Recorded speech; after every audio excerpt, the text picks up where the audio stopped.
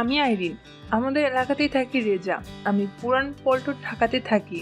তোমাদের মাঝে বলতে এলাম রেজার জীবনের কিছু গোপন চাওয়া পাওয়ার কথা নিয়ে, যা কাউকে বলা যায় না। তা না হয় ডায়েরির মাঝে লিপিবদ্ধ থাক।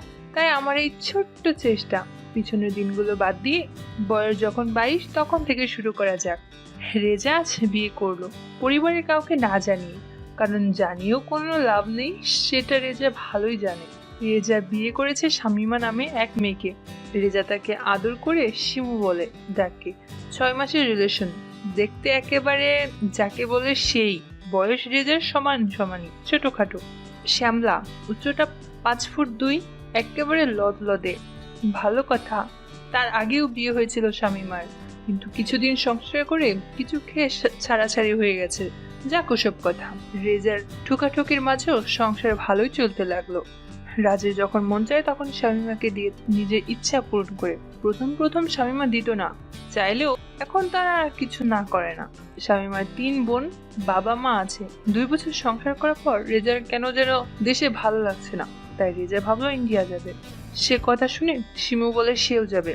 রোজার শামিমাকে বলল, তুমি কোথায় যাবে? আমি ছেলে মানুষ, কোথায় যাই কোথায় থাকি তার নাই ঠিক। শামিমা রেজাকে বলল, কেন?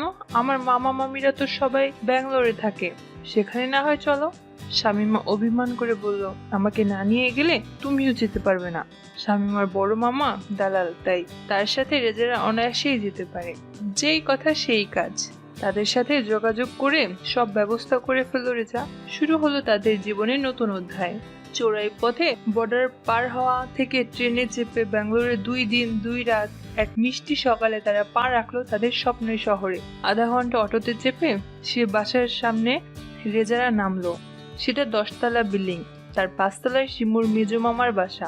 শিমুর বড় মামা বলল, তোমরা উপরে যাও, আমি দারোয়ানকে বলে দিচ্ছি।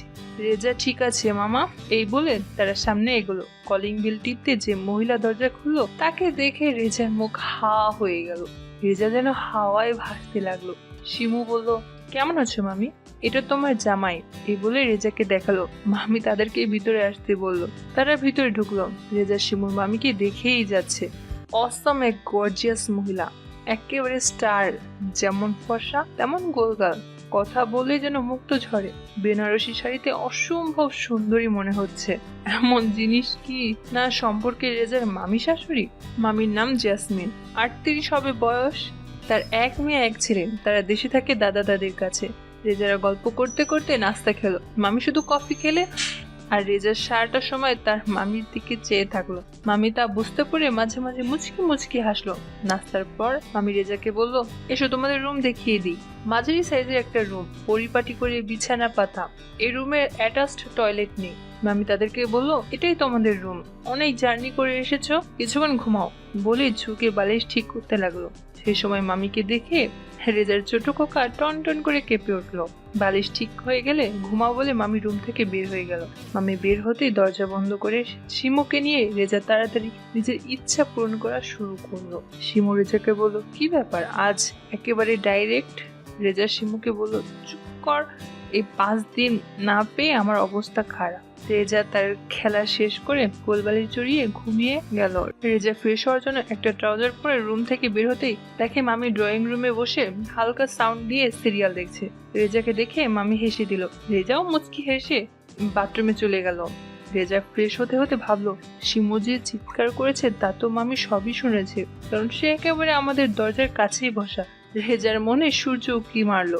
রেজা মনে বলছে, এতদিন তার স্বপ্ন সত্যি হলেও হতে পারে। যাই হোক, রেজা বাথরুম থেকে বের হয়ে মামির অপোজিটের সোফায় বসলো, যাতে ভালো করে মামির উপর 2 চোখ ভরে উপভোগ করা যায়।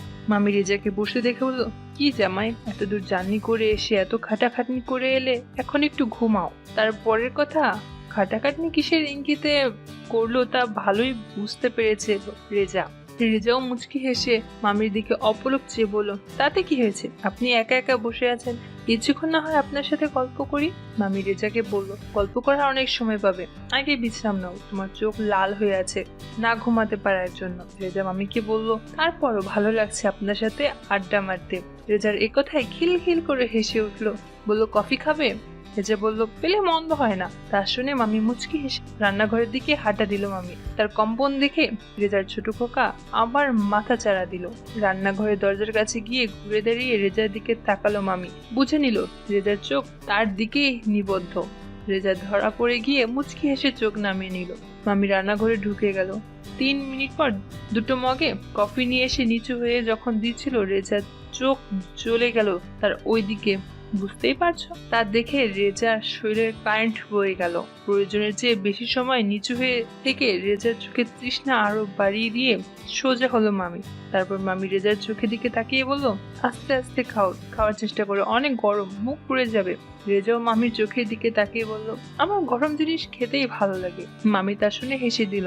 তারপর রেজার পরিবার রেজা কি করতো এসব খোঁজ নিল মামি। 10 মিনিট পর মামি বলল, সামনে আরো সময় আছে কথা বলার, এখন ঘুমাও, আমি রান্না বসাবো। তোমার মামার দোকান থেকে আসার সময় হয়ে গেছে। রেজা মামিকে জিজ্ঞাসা করলো, তার মানে মামা দোকানদার? মামি বলল, হ্যাঁ। রেজা আবার জিজ্ঞেস করলো, কিসের দোকান? মামি বলল, গ্যাস লিডার। এই শহরে গ্যাসের লাইন নেই, তাই সবাই সিলিন্ডার ব্যবহার করে। এই বলে মামি উপর থেকে নিচ পর্যন্ত চোখ বুলিয়ে উঠে দাঁড়ালো রেজা। রেজা মামিকে থ্যাঙ্কস বলে মগটা তার হাতে দিয়ে রুমের দিকে গেল। দরজার কাছে গিয়ে রেজা ঘুরে দেখলো মামি তার দিকে অপলক চেয়ে আছে, যেন ওই চোখ বলছে যেও না আমাকে ছেড়ে। তারপর রেজা আর মামির মধ্যে কিছু হলো কিনা তা তোমাদের আগামী পর্বে জানাবো। আমার তো মনে হয় অনেক কিছু হয়েছে।